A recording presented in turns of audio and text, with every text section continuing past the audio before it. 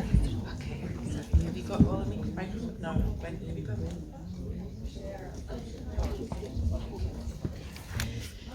So, taking a breath after this film.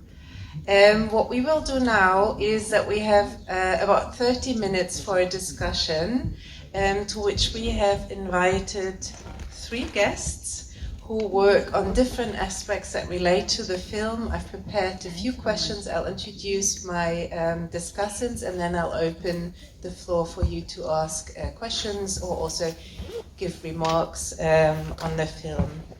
To my left there is Michela Cozza, who is an associate professor at the University of Trento in the Department of Sociology. Michela works on feminist science and technology studies, has worked extensively on aging, in particular in the context of organizations and organizational sociology. Then we have Saemi Jung, who is a PhD researcher at Simon Fraser University in Vancouver, and who is currently doing her research or her PhD thesis on the use of AI textbooks in education in South Korea.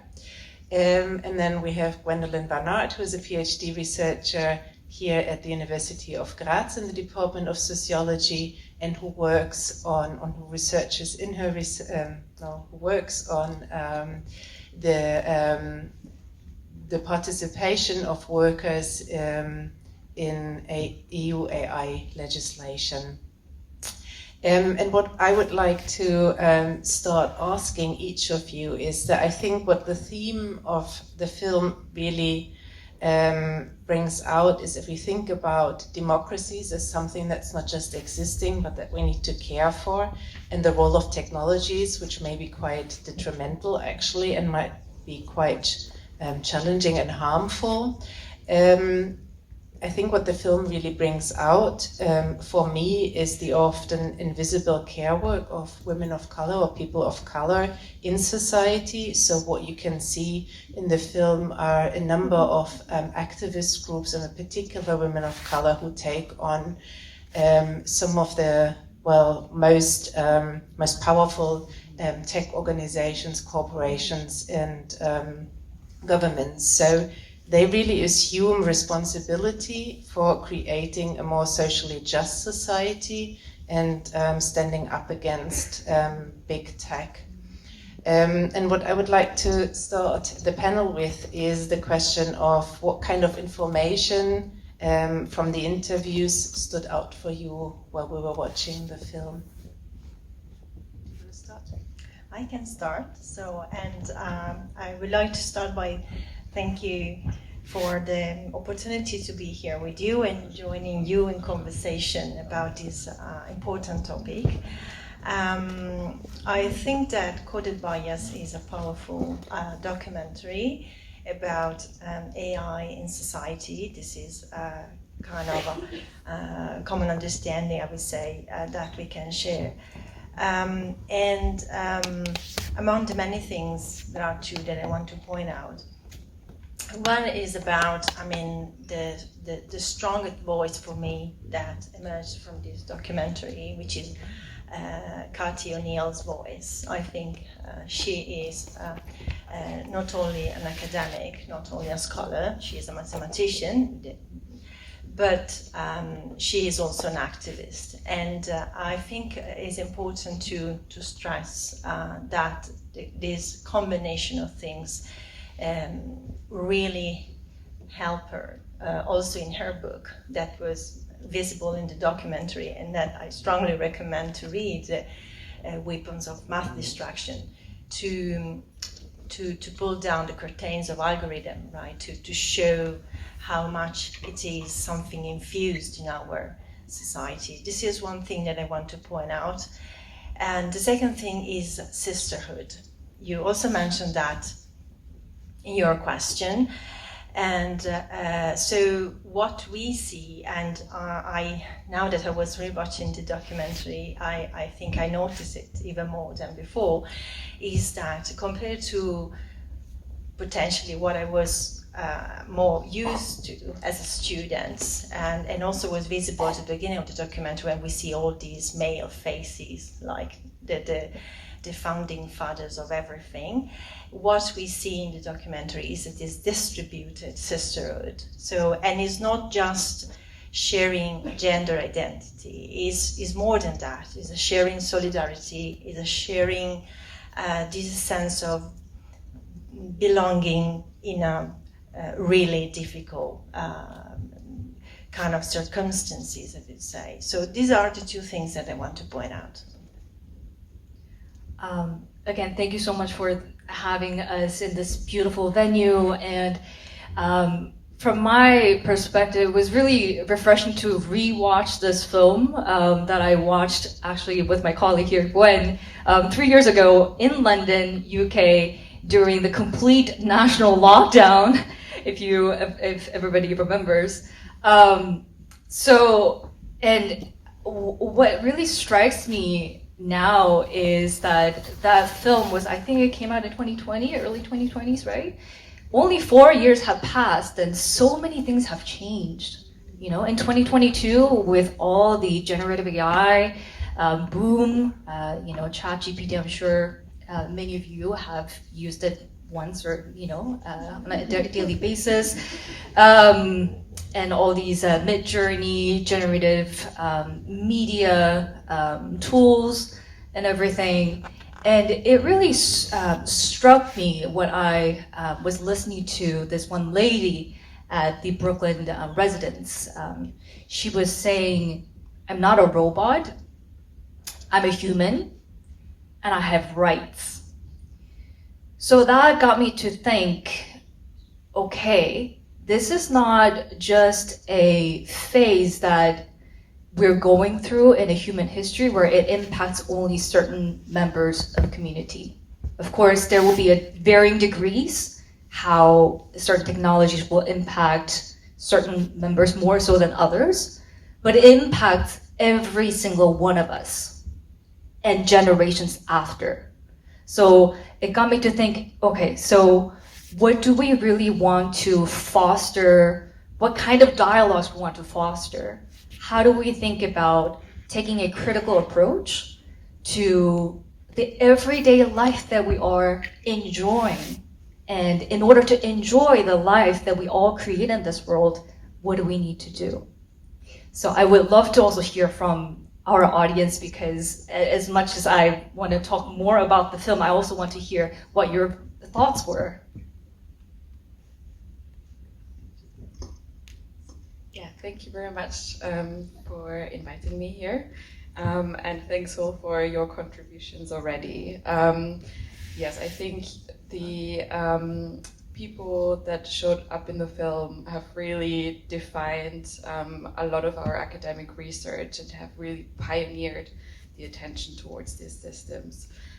So I want to really highlight Joy Bulavimi's contributions and Safia Noble's contributions, and what really stood out to me was Virginia Eubank's contribution as well, where she said that, and I think this is also a key message of the film, that those that are in materially vulnerable positions are also the recipients of some of the most cutting edge of technology. And that's something we need to really attune ourselves to. For example, I research AI regulation, and military technology is something, for example, that the EU does not regulate at all at the moment. So that's, for example, one place where one can look. I also loved the contributions of Joy Bulavimi's poetry and poems. And, she asks, can a machine ever see my grandma the way I did? And I think we should think about that more. I'll leave it at that. Thank you so much. Thanks. So everyone can think about and probably has their own take on what they take from the film, because it was quite rich. So if you want to share that later, we will be really interested. But I'd like to ask you now, each of you is actually a bit more specific about how film resonates and relates to your research. And I'd like to start with Michela again, because you've done, as an organization studies scholars, looked at power and power relations within organizations, within institutions and citizens or individuals. So based on your research across different social domains, what would you say who's harmed by AI bias most, and how does power factor into who is harmed and who benefits from AI products? Thank you. So it's definitely a good question to ask when it comes to AI. So I would say that even before saying who is harmed by AI or algorithmic thinking, and I would say that it's important to also cultivate, and now allow me to mention an important scholar. I'm definitely into organization studies, but I'm very interdisciplinary, so I'm into gender and feminist studies and science and technology studies and organization studies. So I'm a bit of all these kind of areas. And there is one anthropologist, Anna Tsing, who told us that it is important to cultivate the art of noticing. And when I was thinking about this documentary, I thought it is extremely important, even before to point our finger and say, these are the companies, or these are the people who have the power to act upon us. Is even more important to develop this sensibility that allows us to look at things differently. So this is one important message, I would say, from this documentary, from Coded Bias. So to keep cultivating this ability to see from different angles, and to there was a keyword, a recurring keyword in the documentary, the black box, which is kind of a keyword in science and technology studies, right? So we have a black box, there are inputs and output, but we don't really know what is inside the black box. So, and in STS we say it's important to open the black box, to problematize things. And I was thinking, now that I was again rewatching the documentary, that this is a key point, because we don't have to take for granted anything, basically, and especially the type of technologies that surround us.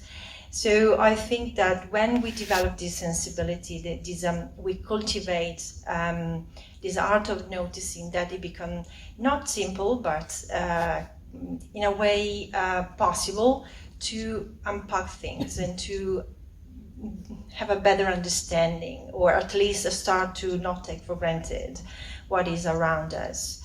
And then we can start also thinking who is acting the power upon others and who is harmed by the power. We say the documentary is quite clear in giving us a response. So I'm not adding anything new, because we know that minorities, groups that are already discriminated, usually are the most,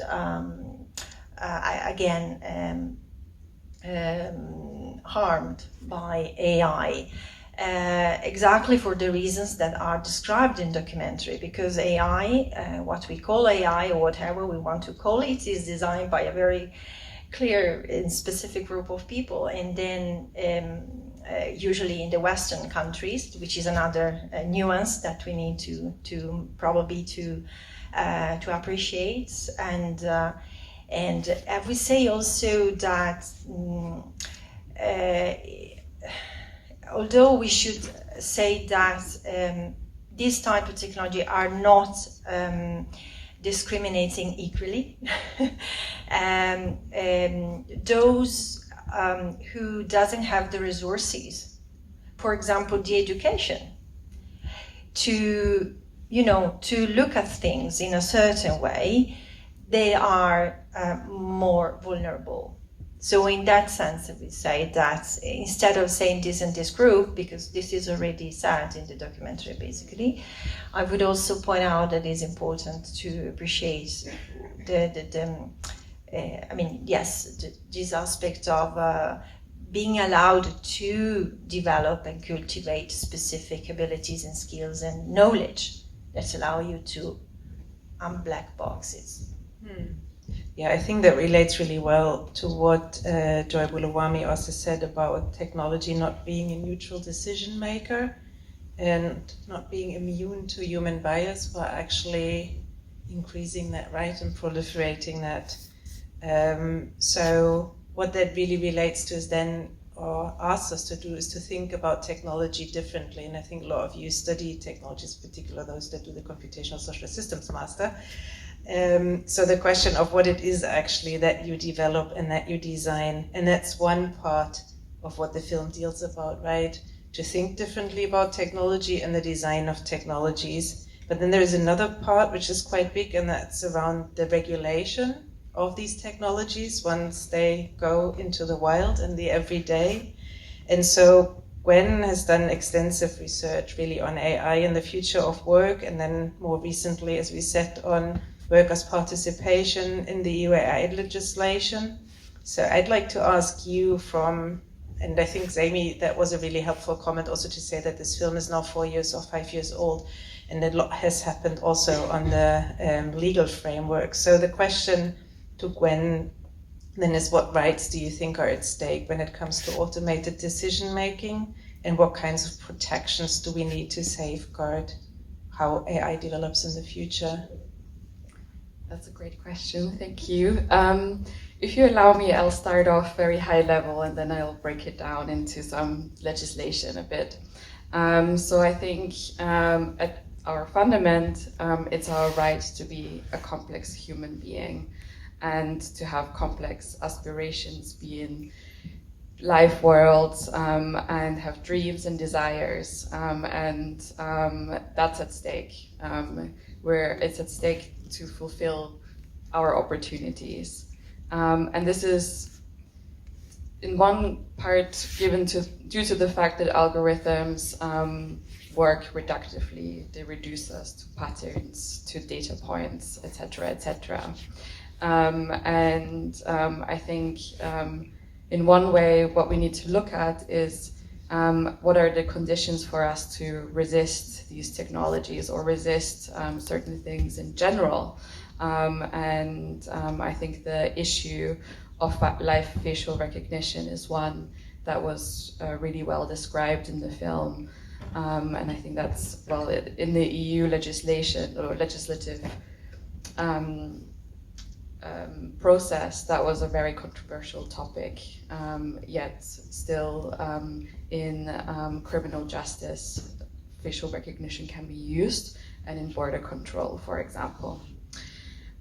So I actually find it really easy, find it quite helpful to think about rights on different dimensions. So that there are rights that we have individuals as an individual being, as a citizen, as a worker, as a student, for example, or as a child. And then there are rights that affect us as collective. So the right as as being students, the right of workers together. And a lot of these data-driven technologies work on a sort of larger scale. So that means that even if a system doesn't make an inference that discriminates me, it could still discriminate someone on similar or comparable intersections that I share with this person. And so there's also a collective dimension to that. And then there's also societal rights and risks that we face. I think there is something that the film really showed well, is the risk towards developing a surveillance state, and that has implications for our democracies, and it has implications on how we live together as a society as well. Now on the topic of safeguards. In the EU, we have quite a lot of great provisions, such as the GDPR, which was also mentioned, because at that point, that was, I think it's still relevant in the UK. They haven't published the Data and Rights Bill yet. That actually gives us as individuals and as collectives a lot of ways to understand how automated decisions are made about us. So Article 22 in the GDPR is the right to explanation. So we can actually enforce or mobilize this right in the face of companies making decisions about us. And this is also something that has been done in collective arbitration as well. So Uber drivers have got together and have demanded a right to explanation when their performance was evaluated by an automated decision-making system.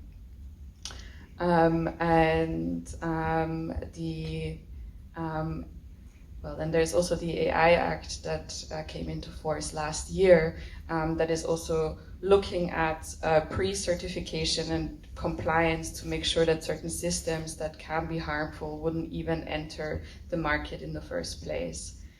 In the US, Donald Trump has published his AI strategy in the summer, and there is no mention of the rights to explanations, for example. It's a very pro-tech strategy that is pursuing AI as a competitive tool. So yeah, it continues to be. We have to monitor this more and more. Yeah. Thank you so much. I think this was really helpful also in situating the development of AI or tech legislation across different countries and what we might see and what has happened actually also in the aftermath of a lot of the activist practices and alliances that we've seen in the film. I'd like to move now to Saemi and to have a very specific application or use of an AI feature tool. So we've talked about the design, we've talked about legislation, and now I'd like to talk about how technologies come to be appropriated. And so I've already said that you've just conducted your fieldwork on AI textbooks in South Korea and South Korean schools. And I'd like you to talk a bit more about how AI is used in this context, and also how it is marketed and what kinds of concerns people have raised. Yeah, sure. So right now, all across the world, if you see US, China mandating K-12 education to be fully AI sort of equipped, and that's been followed by Estonia, United Arab Emirates. But the reason why I am focusing on is specifically in the context of South Korea is because actually Korea was the first country to sort of really push this centralized effort to make education completely sort of equated with AI. So sort of making the next generations of students, young generations, into sort of the next AI talents. Why? Because we're in the crisis of geopolitical AI arms race. So that's how I got into this multi-sided ethnographic study in South Korea. And what I would say empirically, what really surprised me was that this incredibly swift embrace from a lot of different actors, including private education sector, to even public school teachers, to parents who are anxious about their own children's success, how they embrace all these new technologies without thinking so much about, okay, how is it going to impact us? Alice Bradbury, a scholar in critical ethics scholarship, she talks about I think the title of the article is called Datafied at 4, and how our data, starting from a very young age in school, it gets accumulated all throughout. And as we have seen in the film, LinkedIn, we all use it for future jobs, employments, and everything. can you imagine all the little things that you have shared through school, every little data footprint, your everyday lives will be collected from age 4. And then what happens in the end, you know? Obviously, this is something that needs to be studied longitudinally. For my research currently, what I'm struck by is the use of these technologies as a huge marketing term. So almost every private academies would use the word AI to sort of lure parents that, oh, we have the highest state-of-the-art AI systems to predict how good your child will be in our program, or how what kind of sectors or fields that your children might be better at. So there's no room for autonomy when you are when you continue to rely on this kind of way of thinking. So this is a larger trend that I see, but also another thing that I want to point out is that in the film, most of these cities are all big, right? New York, London, and I did a extensive field work in a less urban area. And the experience is completely different, of course. There's obviously a huge infrastructure gap between the urban and rural, and their needs and concerns are not at all included in any of the policy making, especially in a centralized governance model like how China, I mean, of course, the political system is different, but the kind of approach that India or South Korea, China, Taiwan, all of these countries are taking, including the US, it's becoming more and more centralized, and there is a reason why, because it consolidates this concerted effort for fulfilling one agenda, which is usually by the powerful and the elite. And that's why I think my research is gearing towards really teasing out who benefits, who is excluded, and what education should mean in this era of technologies, when we call these technologies learning technologies, right? So what do we mean by learning? Are these machine learning tools really learning as humans learn? You know, there's one more thing. The AI Con, a book came out early this year by Emily Bender and Alex Hanna. Was this fantastic book that talked a lot about how all of these technologies, AI is certainly a empty signifier, and how a lot of this is just used as a simple marketing term. So I think that's where I would end.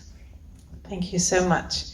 Okay, looking at the time, I'd like to invite you to share thoughts or raise questions or concerns or support any of the statements that have been made here or disagree. Anyone wants to?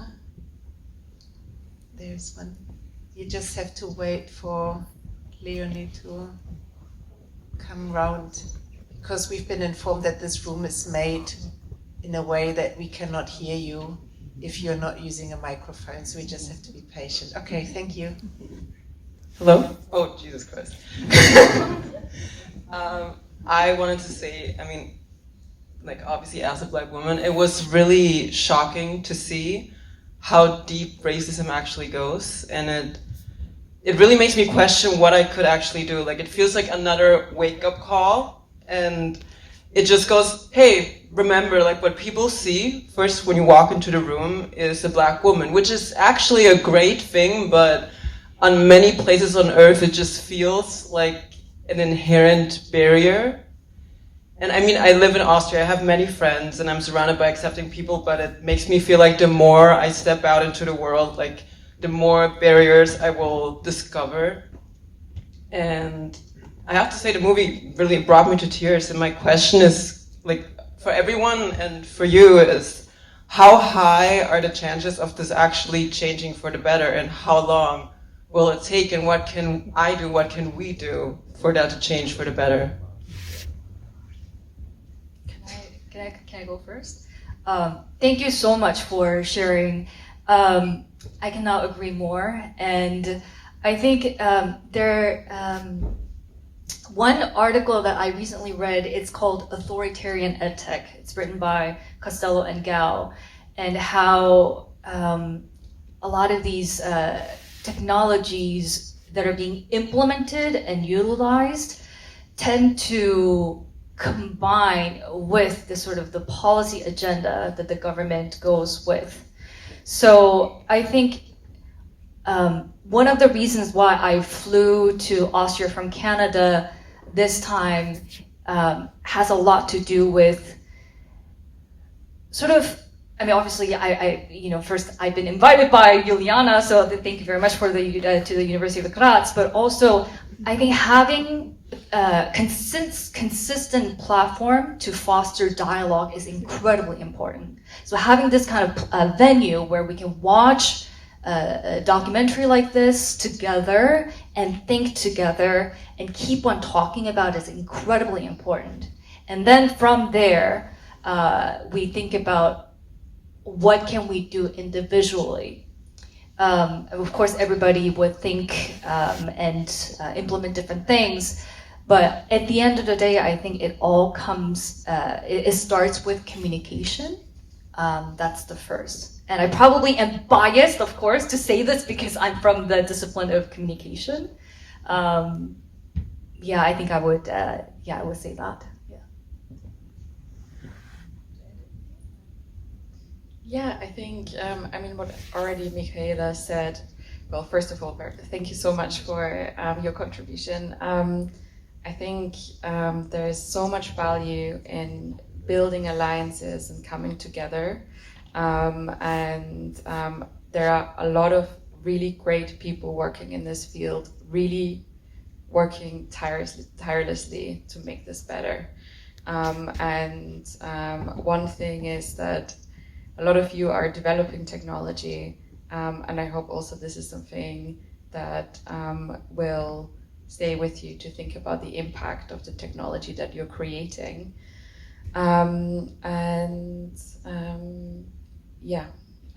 Also to, I think this is just a couple of words just to say that is a very good observation. And I totally agree with my colleagues here that it's important to always join in conversation with others, and also think that,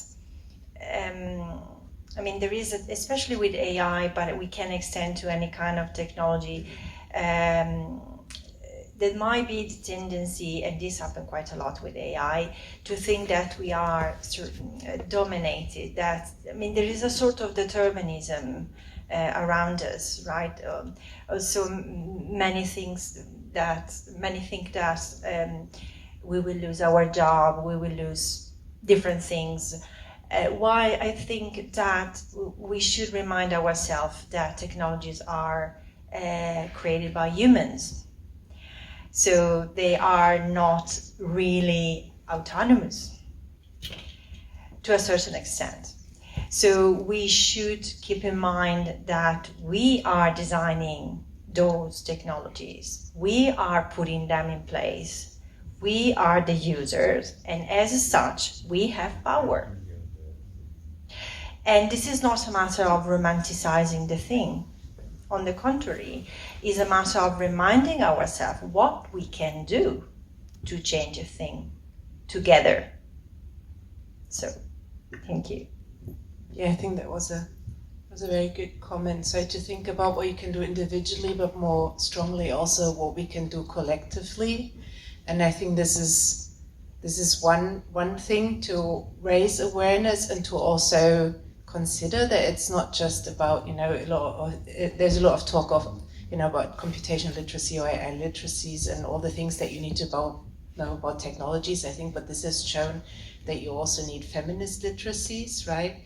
Because it's no surprise that most of the women that were in that well, first of all, that it was women, but then also women of color who have experienced marginalization and discrimination in their everyday life. So they are the ones that experience also how these kinds of technologies impact on their everyday life. It's not the white guys, right? Because for them, everything works. So if you decide to go further into that academic field, also you'll find and meet a lot of very inspirational people that actually draw strength from what they've also called vulnerabilities, right? So this recognition that we are, depending also on our social situation, vulnerable, and what it needs is really alliances that are strong and that are trusting in order to basically face and counter and resist, as Gwen said, to these technologies. And at the moment, if you look in the US, it looks really dire, right? They talk about oligarchies and all these tech bros sitting in Trump's center of power. So it is even more important than ever to really join forces and try to think of how we can build a more just world. So with this, There's one more question. Is there one more question? Okay. There is, if I may. Yes. Okay, forgive me, I'm coming from ethics, plain, pure and classical traditionally, but now working in the fields of technology. And so I always like to see things like that, the film pointing at ethical aspects of things that are really omnipresent in our lives nowadays. But the bit critical aspect is, for me at least, it always gets a bit fussy when different, let's say, layers are presented so mixed into each other. First, the part where it's about, is it a utopia, is it a dystopia, is surveillance something good, something bad, what do we want, what is our idea to achieve with that technology that we produce and stuff like that. On the first layer, let's say it like that. And then there is the second, which was the major part of the film, like, okay, where is it not yet good enough? That is one aspect where do we have to improve, but also, of course, the encoded bias topics about where we basically embed our failures into the technology where they can be amplified and stuff like that. And then the third layer, which would be how can we see the scenario or prevent the scenario of it being abused. And abused would be making use of it against our intentions of it. Maybe in the worst case, even unknowingly made so from those in power against us. And my question would be in this thing, is there a right place to start at which we should start thinking about? Should we think about what we want to achieve and then basically go against abuse and failure in the systems? Or should we stop first the people in power using what is there to prevent all that is possible mentality and stuff like that, or somewhere in the middle? I would like to hear your thoughts on that. Thank you very much. So as Safia Noble in the film said, when we look at algorithmic justice, we need to look at the impact first and foremost, and how people feel and what happens in their life chances. So really start from a place of evidence or empirical, listen to what happens, basically. I think this is really, really important before we can have normative discussions. I think there is something about the fact that when injustice is done, it's felt in the body, and that's something that should be trusted in some ways and listened to. And then I think we can think about how that relates to some normative framework that we as a society develop collectively as well. But I think that for me is the first place to start, and I think the film really has foregrounded a lot of great examples, well, great in the negative sense, but really exemplary places of where algorithmic harm was done and how people have worked towards achieving something that was better for them in some ways. I have just, an answer that will for sure disappoint you in the sense that I believe that it's difficult to disentangle all the layers that you mentioned. So in that sense, I think it's disappointing because all those aspects that you mentioned are intertwined. And I'm saying that although I'm not an ethicist or I'm not into ethics like you, if I understand you correctly, I do read things about digital ethics because it's also something that interests me. And if you look at, for example, one of the greatest ethicists nowadays, Luciano Floridi, who founded the digital ethics in Oxford and now is teaching in Yale. He also said that is, difficult to say which is the right, to just use the word that you use, starting point, because things are so complex. But they are complex not because they are intrinsically complex, but because we make them complicated. So I do think that in that respect, it might not be an answer, but since I was also thinking when we do research, this is a typical question, what we should look at to tackle the problem or to fix it or to solve it, depends which is our area. And sometimes, not that I find personally an answer, but I think that a tool for me is to work with colleagues that have complementary knowledge, so that can kind of combine and fill the gaps that I have. So in that sense, I don't think that there is a right starting point.